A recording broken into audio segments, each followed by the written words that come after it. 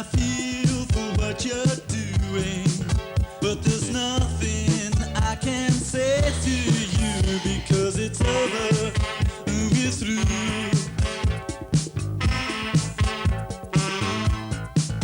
We're lovers. This doesn't seem to be right. We're lovers. It isn't right to fight. The wreckage of my love for you is burning in my soul. The days and nights merge into one, and it's over. Ooh, I know. Ooh, words you say to me, they mean nothing.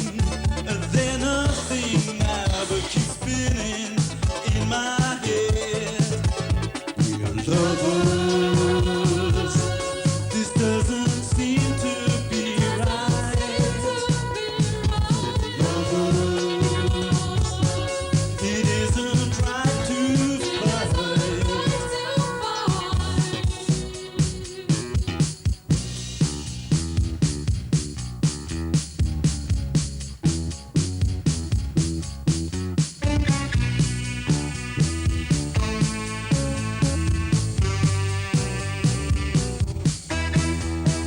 I know that once I loved you, it feels now like a dream.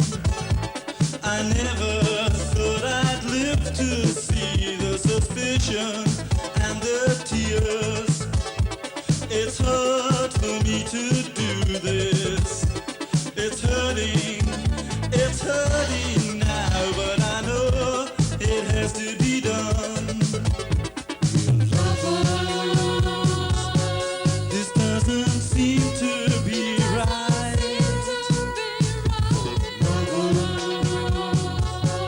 It isn't right to fight.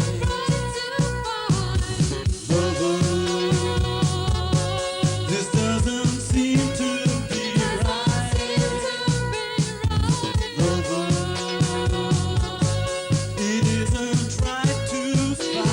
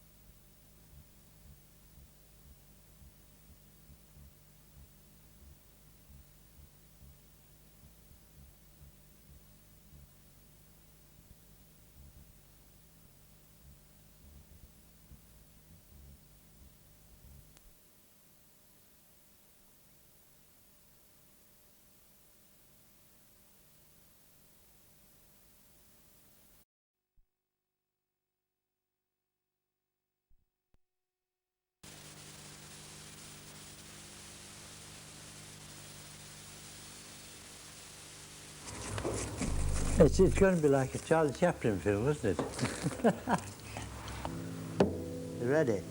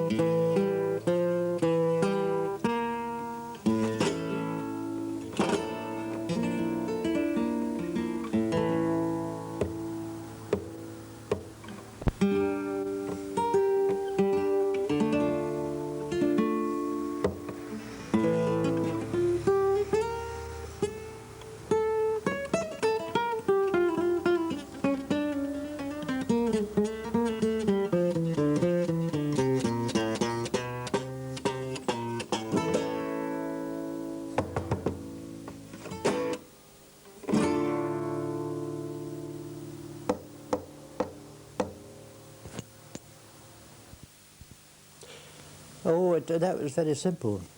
The first thing that I wanted to do was to be a flyer. I wanted to join the Air Force and be a flyer. And my mother was a very dominating woman, as you might imagine. And she said, oh, no, you know, that's too dangerous for my little boy. Become a flyer. And I said, okay, well, the next choice I had, I said I would like to be a farmer. I said, oh, no, that's much too hard work. You know, all her parents had been farmers, and she'd been brought up on a farm. And she'd had the hard work of a farm, and she didn't want this tiny little boy, who was supposed to be a very delicate boy, not to be a farmer. So I said, okay. And the next thing that I discovered, and you wouldn't believe this, but at 17 years old, I met a guy who was in an art school. And I didn't know that there was such a place as an art school when I was 17. That was incredible. So I went back home this day and I said, okay, Mum, I've decided I'm going to be an artist. I said, oh, no. You know, to be an artist in those days was to be something less than normal, and to be some kind of evil, rubbishy sort of thing. You know, the artists, they were the people that went in brothels and did all kinds of nasty things. They were never gentlemen. So I said, well, Mummy, you know, the third time I must do this. So I said, well, I'm going to be an artist. And that's it. As a practitioner, he was a painter, but he was interested in tapestry, in murals, and he held to the view that an artist wasn't just necessarily a one kind of discipline chap. I held exactly the opposite view. I incline to that view to this very day. And the fact that we don't meet very often really doesn't mean that if we did meet more often, we wouldn't argue about the same principle, and that would keep it alive. But this one here, this is something to do with this figure. This is to do with Mexico. And, oh, you have to cut this one out, I'm afraid. Because in Mexico, they mail people. They put feathers in the right place in order to entertain the ladies. And that's what this fellow is doing. He's got a beautiful headdress, but the headdress is really, it's not in the right place. I made a mistake. It should have been in the other place. And he's entertaining the lady. So this is a Camargue. It's basically a sort of life history. As far as, I mean, the first painting, I think, is 1936, right up to 2 weeks ago. So, I mean, you've got a wide variation of styles, of themes, attitudes. It's going to be quite interesting because there's a lot of different phases he's gone through, and some of them come back again and some of them don't. You know, some of them have just been a trial period to get a certain attitude, a certain atmosphere, and then other ones have been to get just purely a blend of colour and things, more design rather than a painting. So it could be very, very interesting indeed. All right, I must admit it. when I draw in pubs, I draw lots of heads and lots of people, especially when they're not aware of what is happening.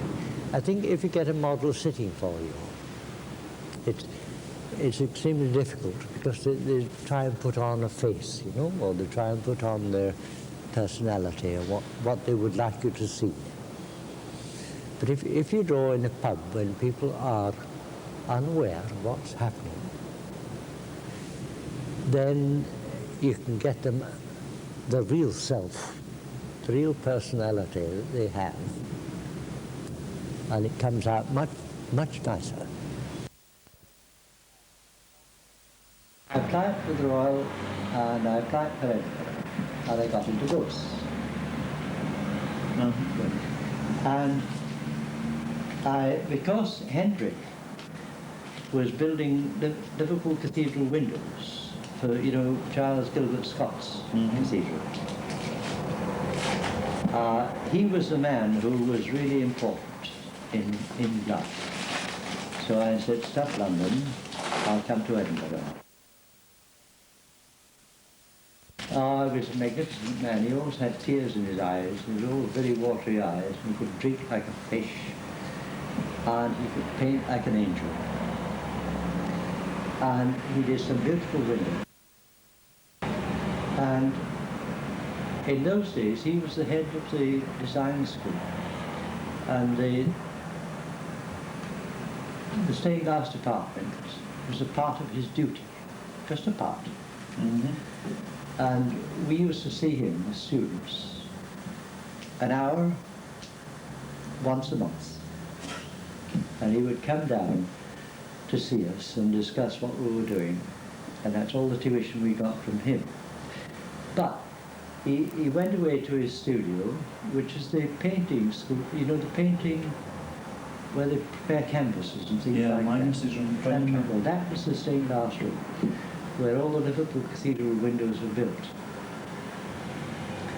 And John Blythe worked with him, Pritchard worked with him, I worked with him just a little bit, not too much, because I was a bit late on the scene. But he used to take in postgraduate students, and they would work on the windows. Now, Pritchard, poor old Henry, such a fine man.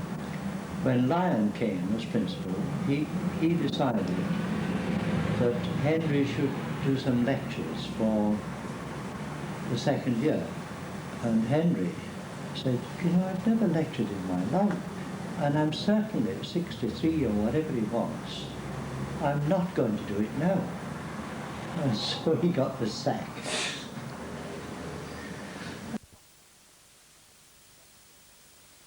Cocteau. Cocteau was painting a mural in Menton in the town hall. And we thought, gosh, let's go and see what it is. And we found a very aged man, dangerously poised high up on a ladder, painting this mural, and he had his sketches there. And we got to know him quite well. So well, in fact, that he disclosed on a day that Cocteau was going to arrive, and he would come about 8:30 in the morning, and he was going to come to do a bit of work and then disappear. So we got up bright and early, and we were standing on the pavement, pretending not to be too near, and after a while, Cocteau arrived. And he was dressed all in white, beautiful white Panama hat, white suit, white shoes, white buttonhole flower. And I got a shock of my life, and I looked at Sachs, and he looked at me and thought, he can't be going to be doing much painting in that gear. And he didn't. He posed on the top of the step. He went in and had a couple of words with the old boy, and he probably said, ça va bien, all bien, très bien, and he was off. But we got a glance at Cocteau, and we didn't learn very much more about it. But nevertheless, we were able to go back and boast. Probably we didn't tell the truth in those days. I would imagine that we said we had quite a long conversation with Cocteau, put the world of art to rights. I had, after my examinations and things in Huddersfield, we had a drawing exam, and that was 2 years of drawing and nothing else but drawing. And I did it in 18 months, and I came out top in the whole of Yorkshire. So I was no end of a guy. I thought I was really quite something. And I came up to Principal Wellington and showed him my folio, you see, and he looked at it and he sort of studied it over, and he knew perfectly well that I thought I was just the bee's knees. And he said, he looked over his half glasses and said, "Now, Shaw, is there nothing you'd rather do than this?"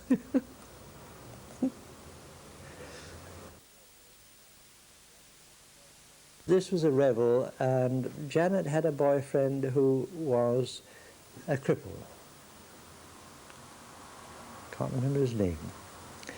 Roland, I think.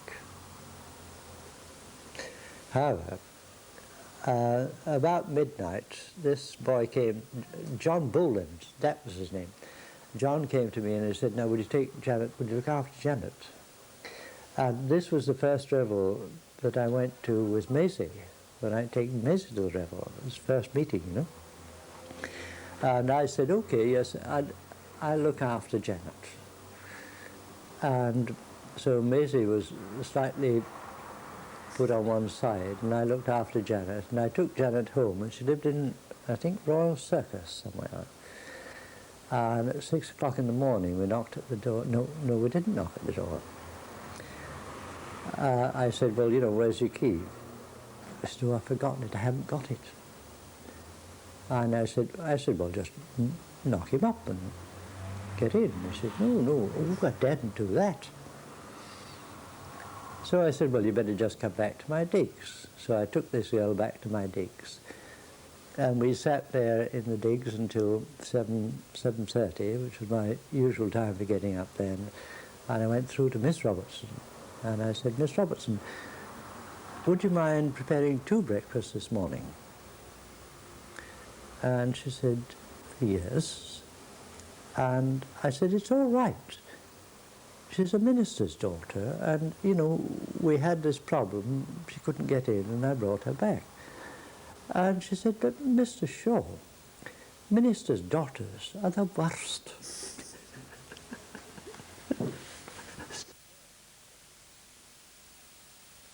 Well, it's more with him, I think. He's a natural teacher. And it's more to do with empathy, I think, between teacher and student. And that's why he gets on so well with students. He has a natural affinity for the student approach to life. And I think he's a perpetual student, in my opinion. I mean, that's the great thing about him as a teacher. And he's one of the few teachers that one can say, and I know many of students we now have in the School of Design, as former students, have said the same thing, that he was the one teacher that they had, that they remember what he actually taught them. So often it all goes into subconscious, but a lot of the things he had to say and a lot of things he had to demonstrate have remained on the conscious level of one's own work, and one has to acknowledge this, you know, quite clearly. It was Sax's influence that dictated certain things which one did subsequently. At that time, coming down to get drawing lessons with him, I was constantly aware of what was going on.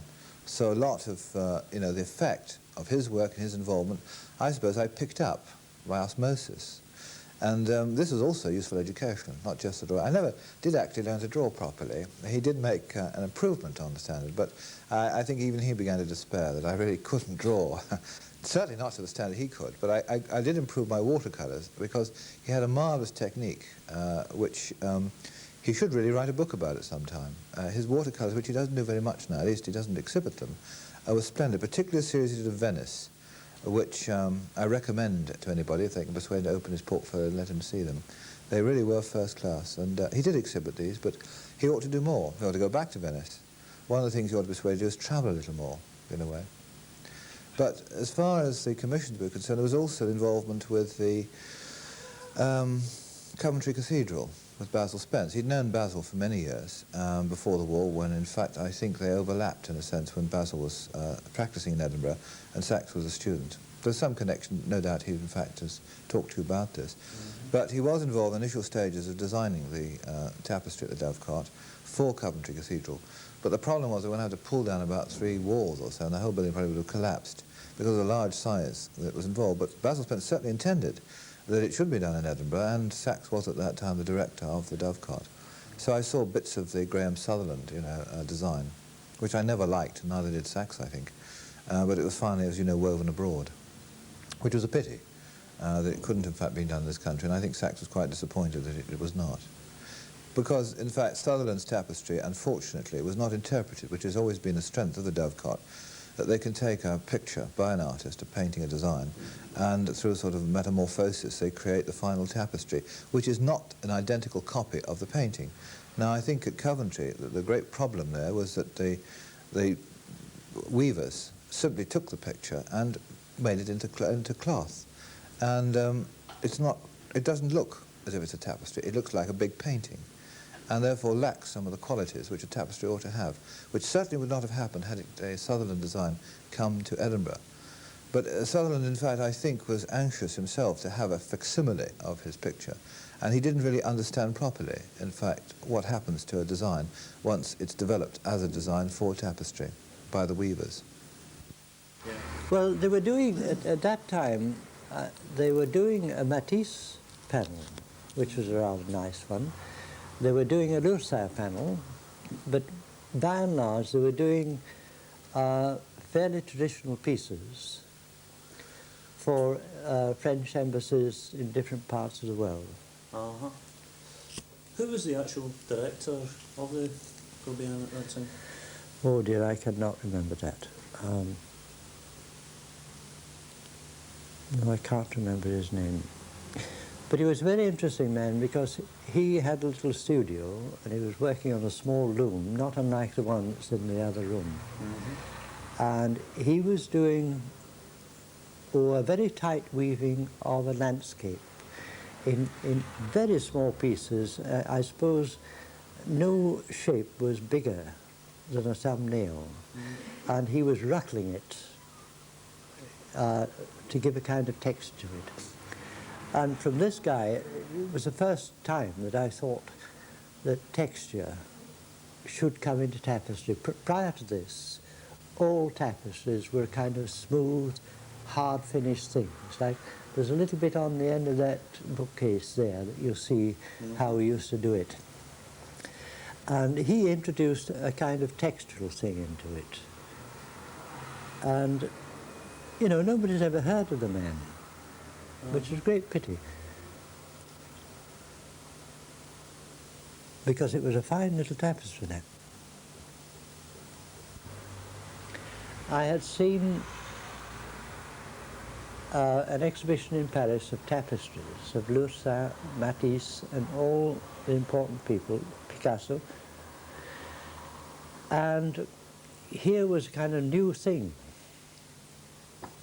as opposed to all, you know, things like the Lord of the Hunt and all the Skeir Cummings things. And I wanted to bring a kind of new life into it. And that was my intention. But also my intention was to bring in what I'm doing in my own tapestries, some kind of textural thing, so that wool is a medium of its own. Not a copy. So many tapestries in the past, so many glass windows, have always been a copy of painters. Now, this is absolutely wrong. You must, I'm sure you must think of either glass or wool as a medium in itself. And with wool, it's got a special kind of quality that, you know, you can do beautiful things with it because you're using light in a kind of reflected manner. Now, it mustn't be a flat thing. It must have a textural quality as well in order to collect the light. When you're working with glass in a similar fashion, the light is coming through the glass. And this is a different medium again. You're working with the sun and with light. And this is your medium. And you must understand it, I think, as a medium, not as something to be copied. And this is what is an absolute disaster so many painters think they can make stained glass windows, they think they can do tapestries, and they will not accept that it is a medium in its own right. You know, the quality of wool, the quality of glass and sunlight are so much more important than just sticking up a painting and painting it in a north light and saying, well, okay, then you light it as you will. They're not working with the real things. I don't think. Every painting that one does has to do with sex. It's either complete frustration or complete fulfillment. So you work out on painting. You know, painting is so sexual. It's always sexual. You paint out what you can't fulfill for one reason or the other. Not because you can't fulfill it, but maybe you don't, because you're brought up in a puritanical way. Mm-hmm. You have to work it out on paintings or tapestry. And I'm sure this is right. I did that in the tapestry place to show them how it should be done. I think it's quite a good one, that. Yeah, I think so.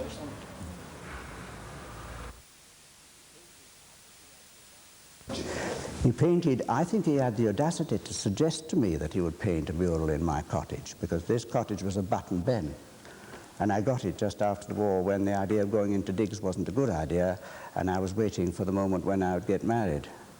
I might tell you I had some curious adventures before that moment came with landladies and other bits of digs. But I got this cottage, a Button Ben. I had a Morris 8, which with going downhill with a following wind could touch about 35 miles an hour. And we went out of some hilarious sort of foursomes in this thing. But he said he would paint me a mural. And you know what a Button Ben is like, a box and a half. And I thought, well, he'll try out a bit of technique here and there. Not a bit. He set about a great major event. And in a little room, this mural was the biggest thing around. You know, it was in direct competition with the Pentlands, which were just adjacent. And I thought, what a damn cheek. You know, taking this presumption. And of course it wasn't. It was a great big, serious, not joke, but exercise, because Sachs was just obviously trying out the whole potential. And we lived with that mural and got to like it. It is, because it puts strains on him and it puts strains on me, because one, I don't sort of treat him like a boss, because, I mean, he's my father, so stating the obvious, but, and I think he expects me to do it as a job of work rather than treat him as a father, which gets very confusing because there are other times when he doesn't really treat me like an employee, you know, sort of, and these kind of situations bring about all sorts of little difficulties, you know, sort of. But generally we work quite well together. I mean, I've also got, I think, quite a good knowledge of his colour sense for stained glass, so that helps a lot. I mean, very rarely, you know, when I'm building a window for him, he very rarely has to change a piece of glass that I've cut. It's usually what he's had in mind. Got asked to design a poster for Marcus, and with that he worked, you know, just away with it, because he had a great interest in the theme of the poster and the atmosphere of flamenco guitar and things like that. So.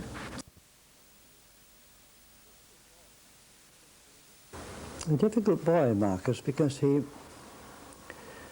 he's such a gentle person, and if you're going to play flamenco, you've got to be a wild gypsy to do it.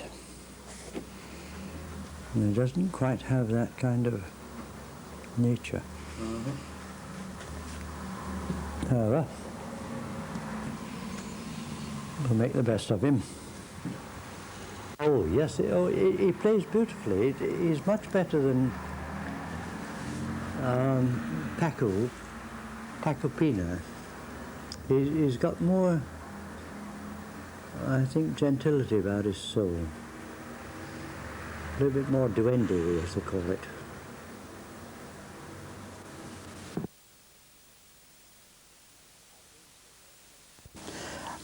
I would only be a spectator. I'm not quite sure. Possibly I'm being a little presumptuous, but I would honestly be expressing a private opinion of a certain sadness that I didn't see more of Maisie's work. She was an enormous support, is, to Sachs. And I think that the dialogue that they must have at a creative level could possibly be one of those almost near perfections when you have all the anticipatory dialogue, the building up of mind images, and Sachs, in fact, being the practitioner. And therefore, a lot of Maisie's ideas, and I would say this, I'm sure without offense, were channeled into a good deal of what Sachs was doing, and vice versa. But there they stayed with Maisie to fill the next idea, rather than to become an artifact, with one exception, and it's a very important one. I would imagine the bulk of Maisie's creative force, not energy necessarily, was placed at the service of those dozens and hundreds of young children who just lifted off in her classes. She backs him up quite a lot. I mean, she'll sort of, Sachs will quite often sort of say, well, is this quite a nice painting or is it a load of rubbish? And she'll sort of give her opinion, and usually a very truthful one. If it is a load of rubbish, she'll say it's a load of rubbish, which doesn't stop Sachs from thinking it's good himself, but he'll still, you know, they'll think about it. And also, there's various little things that she does which are difficult to put your finger on, but she does sort of back us up, and she's helped putty a window before now when we've been in a hurry, which is...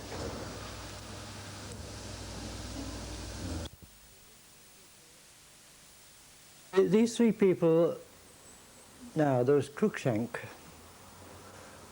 Lutit, and Gordon, and these were grown men. They had come back from the war, 1916,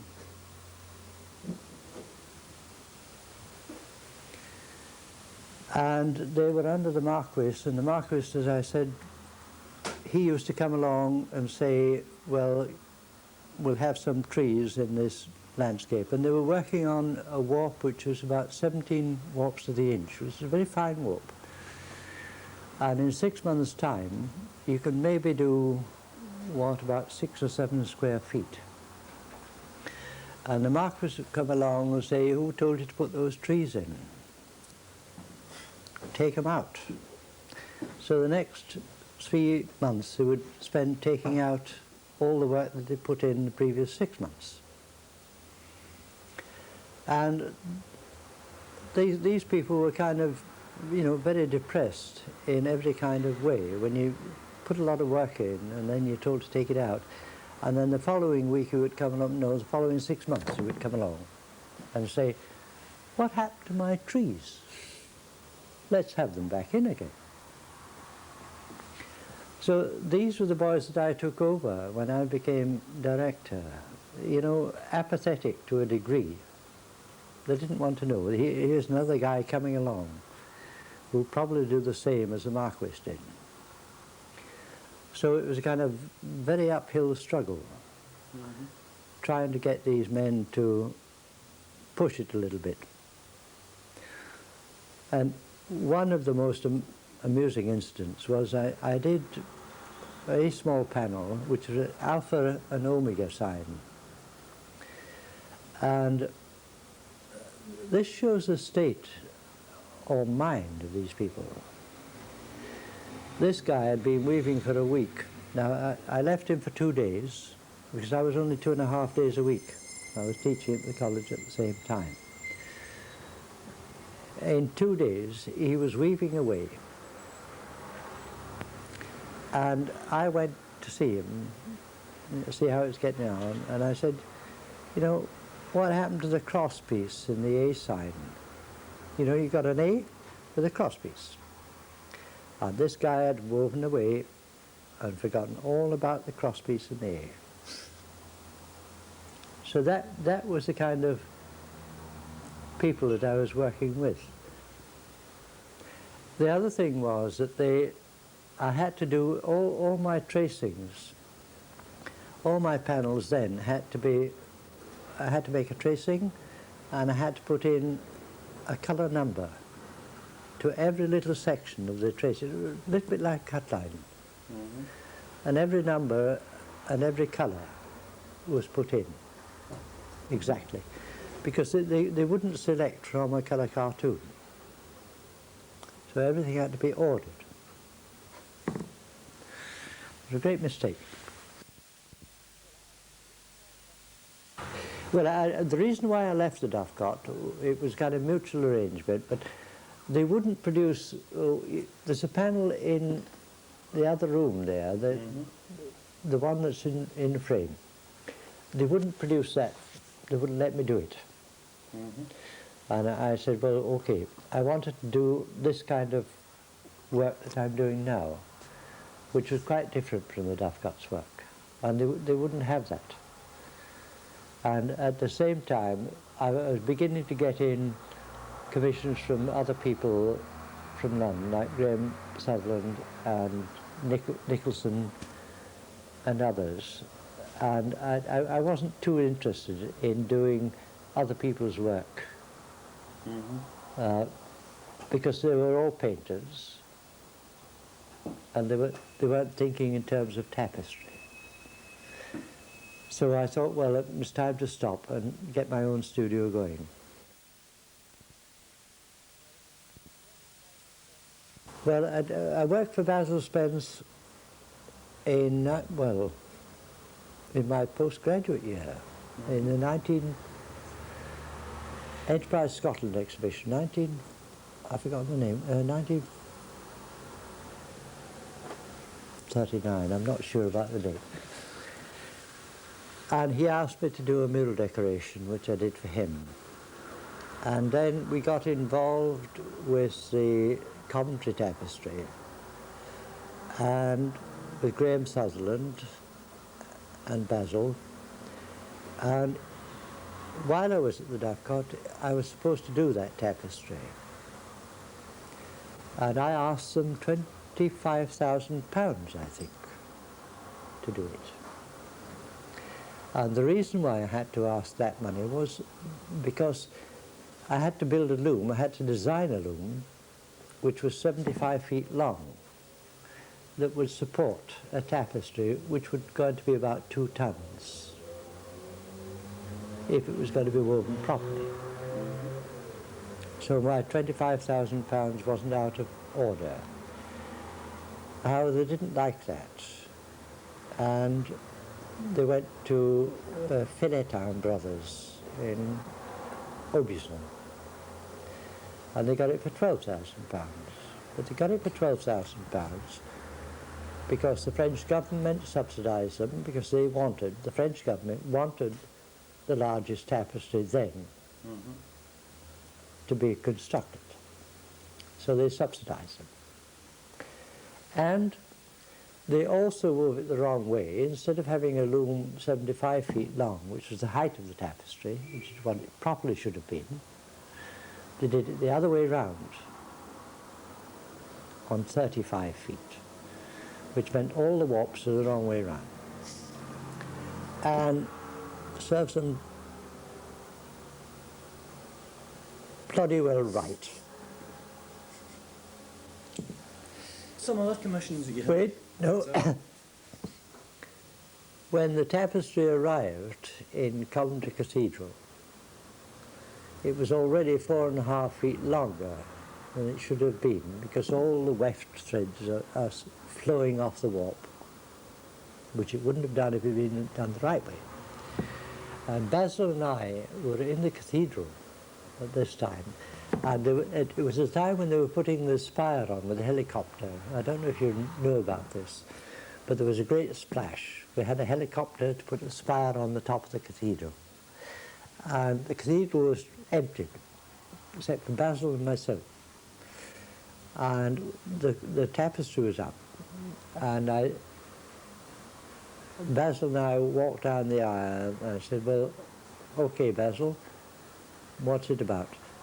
He said, well, Sachs, it only cost £12,000. And I said, well, that's all it's worth, isn't it?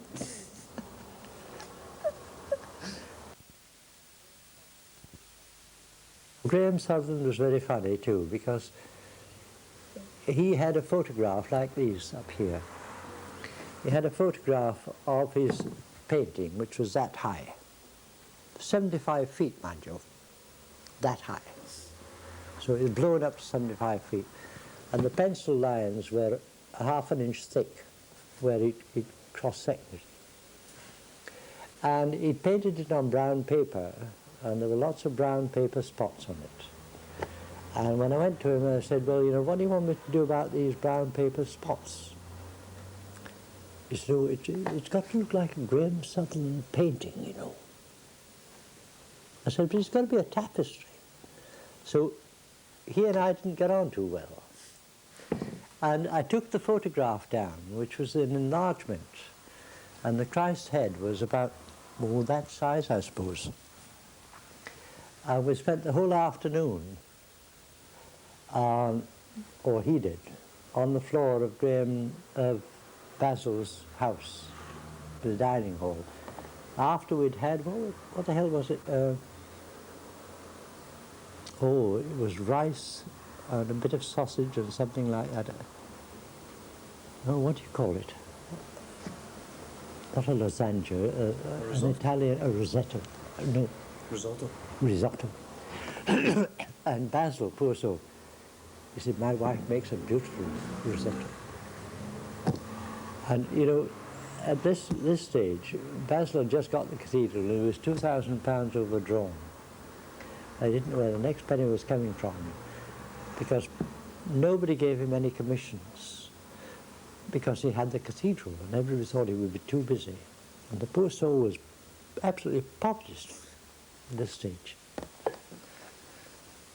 However, after this meal that we had, we spent the whole afternoon, Graham Sutherland on the floor with a pencil, trying to draw in the Christ figure, trying to make the head look right.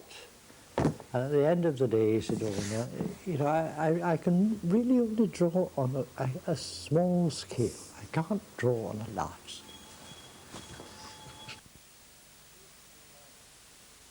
He used to come along and buy a tapestry and then build a house for one of his friends. And one of the most annoying things, Ryan, was that he bought a tapestry from me for about £300. And then he built a house and he put a wall up to put the tapestry on. And he spent £1,000 on the woodwork for the hall. I didn't like that too much. It's always been the same. I've either been doing tapestries or I've been doing glass. Now, this last 2-3 years, I suppose, it's been glass. Previous 3 years, it was tapestry. And hopefully the next 3 years will be tapestry as well. I don't know. But it's always kind of seesawed between one thing and the other, and then you get confused in things like wrought iron gates and ladies' gowns for the minister of St. Giles. Ladies' gowns. Leo Rothschild came about because of James, Professor now, Professor James Dunbar Naismith. Now, James was a student of mine. He came from Cambridge, and while I was teaching in architecture, James was one of my students. And he asked me, he was building a house for Leo Rothschild, and a very fine house too. And what's very exciting about it is that Leo Rothschild, single man, he has an Italian man and his wife looking after him. And this house is designed in such a fashion that the servants, this Italian man and his wife, and Leo Rothschild have exactly the same kind of bedroom. You can move one to the other. They're exactly the same. Which, to me, when I went down there, I thought, well, you know, this couldn't be more proper and more delightful. That Leo looks after his serving people with such grace. Anyhow, they asked me to do a tapestry for them.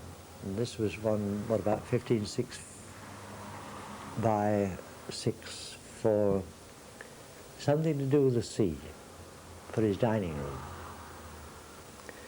And I said, okay, I'll do it. So I designed this tapestry, and then, having got the design completed, I went down to London to see Rothschild. And, oh, this was an exciting time too. I went in and, oh, I must tell you about Rolls-Royce one, which is earlier than this, later. I went down into the, you know, the big offices, all this money flowing all over the place. And Leo came in and said, well, what have you got? And I said, well, there it is. There's the design. And he looked at it, and it was a design based on some underwater sea diving that I'd done in the Mediterranean. And he's a sea diver and a sailor. So he looked at it, and we talked for half an hour, and during this half hour people kept coming in and said, oh, Mr. Rothschild, he said, this man, you know, from California, he wants to know about this deal. And then 2 or 3 minutes later, someone else could come in, here's somebody from Russia who wants, you know, about this deal. And it was all going on like nobody's business. Big deals, you know, £500,000 here and there, or what have you. And he was very, very good and patient with me, and afterwards he said, well, you know, spend half an hour. And I said, is that all right? I said, well, you know, if you're pleased with it, that's fine. He said, I'm awfully sorry for bringing you all this way down, you know, just for half an hour.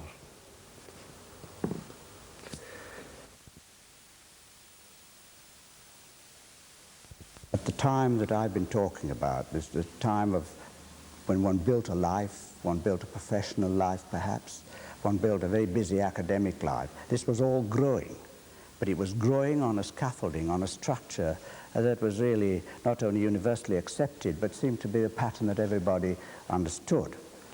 And certainly in those early days we've been talking about, there was no chance, not a hope in hell of getting a one-man show offered by the galleries here. The place where we graduated was in these SSA and RSA exhibitions, where you had to pit whatever you had against with the rest of the world, against the critics or whatever. So the subject didn't arise. But I know that Sachs has had several one-man shows. I never really ever understood whether he approved of them or he disapproved of them. But it could be that now in later life he can see and be sensitive to the kind of jungle that is almost maintained today, and not want to have any part of that. And that may lead me to try and indicate now with hindsight a pattern that has been extended beyond this academic norm and the scaffolding that I've just referred to, and home in on Sachs a little more closely, because he is really within the tradition of a kind of artist with which I've been rather unfamiliar. Absolutely dedicated, but dedicated at two levels, the creative level and what should we call? You could almost call the business nose level, which is the professional level, to know how to handle oneself, to handle the public, to lead the public to an appreciation of one's work, and then display that work with a professionalism about which he was very fastidious. Those who were in academic life and maybe inadvertently or consciously becoming Saturday and Sunday painters, who didn't have to depend on a professional or business establishment created by themselves for their livelihood, tended to think differently, perhaps. And Sachs has brought to not only his combination, which he's had through his appointments here, but to the time when he probably was more intent on creating a professional establishment and studio. I think that he must have become very aware indeed of the artificiality and the sincerities and all these other things. And now I'm beginning to try and anticipate what it will be like to have a much more open attitude. And he brought to all the things that he did an extraordinary package of enthusiasm, which must have helped the running of his business. Because when talking to a client, I would think he wouldn't hide it. And I'm sure when talking to students, and I'm talking to one in you have responded to this kind of, there's no point in doing it if you don't do it with your heart and soul, and if you're going to be doing that all your life, let's give all you've got. And I think he's lived by that rule, and it's made him behave rather differently. He's been a little bit out of pattern, as I see him. Other people might say, well, that's only because you haven't seen enough of him. Fair enough. I would still hold my descriptive point about him. And I think it's marvelous.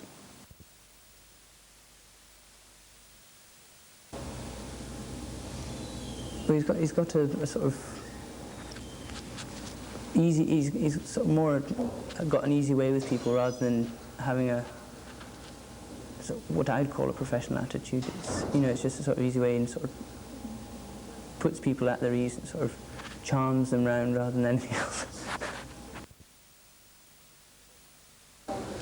But I think his tapestries are probably the thing he is best known for, and the thing that most people have collected. There's two collectors that I know of. One's Henry Hill in America, and the other one's Rothschild, Leopold Rothschild. And they've Henry Hill actually designed a house round one of Sachs's tapestries, and I think he's got 4 or 5 now. So he's very keen on them. But he's better known in America, I think, and for tapestries than he is here. I think generally he's better known as an artist in America. We've had several ideas. None of them have yet come to any fruition, but one was to start up a stained glass school. But as you can gather, it takes a lot of capital. The other is to just sort of get a house in the country and just live out the rest of his life doing paintings and an occasional commission and things like that. But I think probably what will happen is you'll just carry on working in the studio and maybe taking on 2 people or something like that.